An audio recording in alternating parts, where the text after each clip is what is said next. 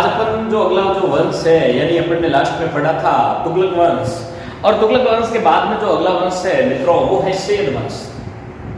दोस्तों मैं आपको बताना चाहता हूं कि ये जो सैयद वंश है इसमें आपको ज्यादा बातें याद रखने की कोई जरूरत नहीं है, सिर्फ 3 लाइनें लिखाऊंगा, वही लाइनें आपको क्या है याद रखनी है। पहली चीज तो याद रखनी है कि सैयद वंश की स्थापना किसने की थी, कब स्थापना की थी, इसका अंतिम शासक कौन था और अंतिम शासक ने क्या फैसला किया, अंतिम शासक ने क्या निर्णय किया, क्या इसको किसने पराजित किया था, क्या अंतिम शासक को किसी के साथ युद्ध करना पड़ा, उन सब सारी चीजों के बारे में मैं आपको बताऊंगा। तो देखो ये जो वंश है जिसका नाम है सैयद वंश, क्या नाम है सैयद वंश।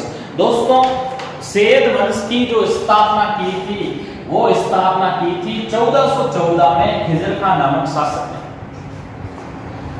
दोस्तों ये जो खिजर खान नामक शासक था इसने तुगलक वंश के जो अंतिम शासक था उसको नासिरुद्दीन महमूद को गद्दी से हटाकर इसने वहां क्या की थी, दिल्ली पर इसने अधिकार किया था। यानी ये जो खिजर खान था ये तैमूर लंग का प्रतिनिधि था, एक आक्रमणकारी था जिसका नाम था तैमूर। ये जो तैमूर नामक आक्रमणकारी था इसने भारत पे आक्रमण किया था। तैमूर ने भटनेर दुर्ग पर भी आक्रमण किया था। तैमूर नाम का आक्रमणकारी था, उसका एजेंट कौन था, उसका प्रतिनिधि कौन था, खिजर खान उसका क्या था, प्रतिनिधि था। आपको चीज ये याद रखनी है कि सन 1414 ईस्वी में आपको एक लाइन लिखनी है, जैसे मैं बोल रहा हूं वो लाइन आपको लिखनी है कि सन 1414 ईस्वी में खिजर खान ने नासिरुद्दीन महमूद को गद्दी से हटाकर दिल्ली पर अधिकार किया। सन 1414 ईस्वी में खिजर खान ने नासिरुद्दीन महमूद को गद्दी से हटाकर दिल्ली पर क्या किया था, अधिकार किया। कौन से शासक ने किया था, खिजर खान ने किया था। अब ये जो लाइन है वो ये है अलाउद्दीन आलम शाह। ये जो व्यक्ति था जिसका नाम था अलाउद्दीन आलम शाह, क्या नाम था, अलाउद्दीन आलम शाह। दोस्तों ये जो अलाउद्दीन आलम शाह था ये खिजर वंश का अंतिम शासक था। सीधा पूछा जाता है कि खिजर वंश का अंतिम शासक, सैयद वंश का जो अंतिम शासक था वो कौन था। सैयद वंश का अंतिम शासक था जिसका नाम था अलाउद्दीन आलम शाह। इसने सैयद वंश का ये अंतिम शासक था, इसने स्वेच्छा से गद्दी बेलोर लोदी को सौंप दी। यानी ये जो अलाउद्दीन आलम शाह था इसका एक सेनापति था, बहुत प्रिय सेनापति था जिसका नाम था बेलोर लोदी। ये बेलोर लोदी नामक जो सेनापति था वो किसका था, अलाउद्दीन आलम शाह का सेनापति था जिसका नाम था बेलोर लोदी। अलाउद्दीन आलम शाह ने अपनी इच्छा के अनुसार अपने सेनापति बेलोर लोदी को बुलाया कि सेनापति बेलोर लोदी इधर आओ तुम। और सेनापति बेलोर लोदी किसके पास जाता है, अलाउद्दीन आलम शाह के पास जाता है।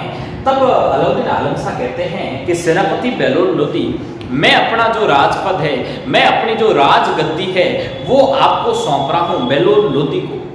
बेलोर लोदी के सही बताओगे, सही बता रहा हूं, मैं अपनी जो राजपद है, अपनी जो गद्दी है, अपना जो पद है वो किसको सौंप रहा हूं, बेलोर लोदी। और बेलोर लोदी बड़ा राजी हुआ, बड़ा खुश हुआ, कह रहा यार गजब यार, ये तो राजा बहुत, इस राजा ने अपना पूरा राजपद मेरे को दे दिया। जने बेलोर लोदी पूछो कि राजा भाई आप मेरे को राजपद सौंप दोगे, फिर आप क्या करोगे। जनाब कह रहे हो कि मैं तो कहीं एक छोटो सो जगह है बदायूं की जागीर से ही मैं तो संतुष्ट हो जाऊंगा। मने तो बदायूं की जागीर है आई मारे वास्ते तो घणी है, मने तो बड़ो राजमहल इतना बड़ा सब कुछ मने नहीं चाहिए। मैं बदायूं की राजगद्दी से, बदायूं की जागीर से क्या हो जाऊंगा, संतुष्ट हो जाऊंगा। यानी एक लाइन आपको लिखनी है, ये जो लाइन लिखी हुई है इसमें लिखना है कि अलाउद्दीन आलम शाह सैयद वंश का अंतिम शासक था। इसने स्वेच्छा से गद्दी बेलोर लोदी को सौंप दी और स्वयं बदायूं की जागीर से संतुष्ट हो गया, और खुद बदायूं की जागीर से क्या हो गया था, संतुष्ट हो गया था। और ये चीज आपको इसके बारे में याद रखनी है।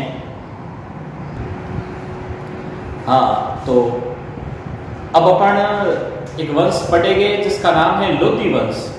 यानी विद्यार्थियों अपन ने सैयद वंश पढ़ लिया था। कौन सा वंश पढ़ा था, सैयद वंश। सैयद वंश के बाद में जो अगला जो वंश है उसका नाम है लोदी वंश। तो दोस्तों मैं आपको बताना चाहता हूं कि लोधी वंश ने कहां से लेके कहां तक शासन किया था। 1451 से लेके 1526 तक जो शासन किया था वो वंश था लोधी वंश। जैसा कि मैंने आपको बताया था, एक अलाउद्दीन आलम शाह था, सैयद वंश का अंतिम शासक था जिसका नाम था अलाउद्दीन आलम शाह। ये जो सैयद वंश का अंतिम शासक था जिसका नाम था अलाउद्दीन आलम शाह, इस अलाउद्दीन आलम शाह ने अपनी स्वेच्छा से बेलोद लोधी को अपनी राजगद्दी सौंपी थी। जैसा कि मैंने बताया था, अलाउद्दीन आलम शाह ने, सैयद वंश का अंतिम शासक था, उसने स्वेच्छा से राजगद्दी किसको सौंपी? बेलोद लोधी को। अब मित्रों मैं आपको बताना चाहता हूं कि इस लोधी वंश की जो स्थापना की थी 1451 के अंदर, इस लोधी वंश की स्थापना की थी बेलोद लोधी ने। कब की थी? 1451 में। अब लोधी वंश से पहले वाले जो शासक थे, यानी लोधी वंश से पहले वाले जो शासक थे, वो शासक कहलाते थे तुर्क। क्या कहलाते थे? तुर्क। यानी लोधी वंश से पहले जो शासक थे, चाहे आप लोधी वंश से पहले शासकों के बारे में, चाहे आप महमूद गजनवी, मोहम्मद गोरी, गुलाम वंश का कुतुबुद्दीन ऐबक, फिर बाद में खिलजी वंश का ये जलालुद्दीन खिलजी, अलाउद्दीन खिलजी, उसके बाद में तुगलक वंश, गयासुद्दीन तुगलक, मोहम्मद बिन तुगलक, फिरोज शाह तुगलक, उसके बाद में सैयद वंश में ये खिजर खां, ये सारे जो लोग थे, ये लोग क्या थे? तुर्क थे। लेकिन ये जो लोधी वंश था ये अफगान था। क्या था? अफगान था। यानी लोधी वंश क्या था? अफगान थे। ये लोग क्या थे? अफगान। यानी दिल्ली पर तुर्कों के बाद पहली बार, यानी दिल्ली पर तुर्कों के बाद पहली बार, यानी पहली बार, फर्स्ट टाइम, पहली बार दिल्ली पर तुर्कों के बाद पहली बार अफगानों का शासन स्थापित हुआ। सबसे पहली बार दिल्ली पे अफगानों का जो शासन स्थापित हुआ था वो लोधी वंश से ही दिल्ली पर अफगानों का शासन क्या हुआ था? पहली बार स्थापित हुआ था। अब देखिए, सिकंदर लोधी एक व्यक्ति है जिसका नाम है सिकंदर लोधी। सिकंदर लोधी इस वंश का सर्वश्रेष्ठ शासक है। सिकंदर जो लोधी है वो इस वंश का सबसे जो शक्तिशाली सर्वश्रेष्ठ शासक माना जाता है, वो शासक माना जाता है दोस्तों सिकंदर लोधी। इसने 1506 में आगरा नगर की स्थापना की। अगर आपसे पूछा जाए कि जो आगरा था, वो आगरा की स्थापना, आगरा किसने बसाया था, तो दोस्तों आगरा की स्थापना 1506 ईस्वी में सिकंदर लोधी ने की थी। और ये सिकंदर लोधी, लोधी वंश का ही सबसे शक्तिशाली शासक माना जाता है। अब सिकंदर लोधी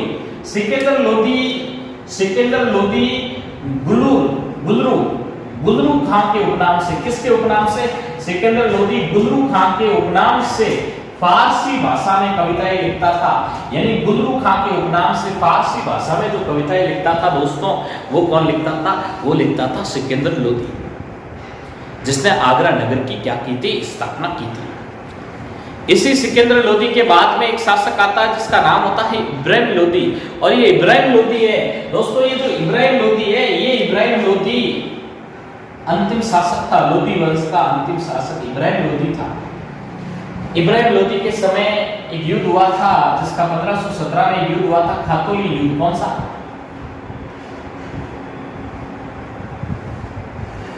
खातोली युद्ध। इस युद्ध में राणा सांगा ने किसको हराया? इब्राहिम लोधी को हराया। खातोली के युद्ध में राणा सांगा ने इब्राहिम लोधी को हराया। फिर बाद में 1518 के अंदर एक युद्ध हुआ था जिस युद्ध का नाम था बाड़ी का युद्ध। कौन सा युद्ध था? 1518 में और युद्ध हुआ जिसका नाम था बाड़ी का युद्ध। बाड़ी के युद्ध में इब्राहिम लोधी खुद नहीं युद्ध करने जाता है, और बाड़ी के युद्ध में इब्राहिम लोधी अपने 2 सेनापतियों को भेजता है राणा सांगा से युद्ध करने के लिए। इब्राहिम लोधी का एक सेनापति था जिसका नाम था मियां माखन, और इब्राहिम लोधी का एक सेनापति था जिसका नाम था मियां हुसैन फर्मुली। यानी बाड़ी के युद्ध में इब्राहिम लोधी अपनी 2 सेनापतियों के साथ अपनी सेना भेजता है। किससे युद्ध करने के लिए? दोस्तों राणा सांगा से युद्ध करने के लिए। किसके साथ युद्ध करने के लिए? राणा सांगा के साथ युद्ध करने के लिए। और विद्यार्थियों मैं आपको बताना चाहता हूं कि राणा सांगा ने बाड़ी के युद्ध में इन 2 सेनापतियों को क्या कर दिया था? पराजित कर दिया था। फिर बाद में पानीपत का एक युद्ध होता है, 1526 में एक युद्ध होता है पानीपत का युद्ध। दोस्तों ये पानीपत हरियाणा में आया हुआ है। कहाँ आया हुआ है? पानीपत हरियाणा में आया हुआ है। खातौली बूंदी राजस्थान में है और बाड़ी धौलपुर राजस्थान में आए हुए हैं। और इसी पानीपत के युद्ध के अंदर बाबर ने इब्राहिम लोदी को हराया। बाबर ने पानीपत के युद्ध में इब्राहिम लोदी को हराया 1526 में, और 1526 के अंदर ही बाबर ने भारत में मुगल साम्राज्य की क्या डाली थी? नींव डाली थी।